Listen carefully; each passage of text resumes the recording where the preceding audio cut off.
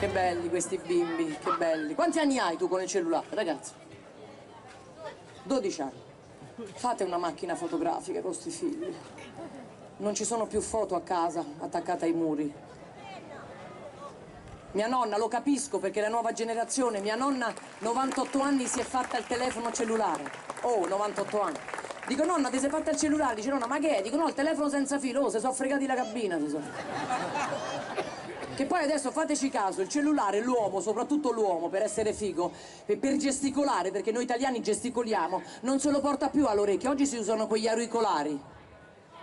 Quindi la gente parla per strada solitaria. Io sono arrivata oggi all'aeroporto di Cagliari, Elmas, vicino ai parcheggi c'era un ragazzo vicino a un cespuglio che faceva, come stai? Ti sento un po' giusto per io. E quando sta giù è un problema. È inutile che poi voi maschietti ve ne andate in farmacia a comprare quelle pillole azzurre. Dopo i 60 parte la coronaria, Quel mio amico che è andato in farmacia e senza dire niente alla farmacista ha aperto le mani così, muto.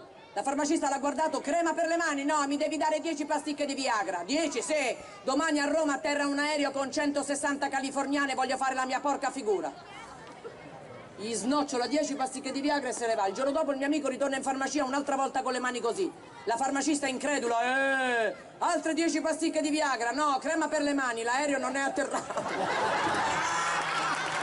Signora, ma che gliela spiega? No, vabbè,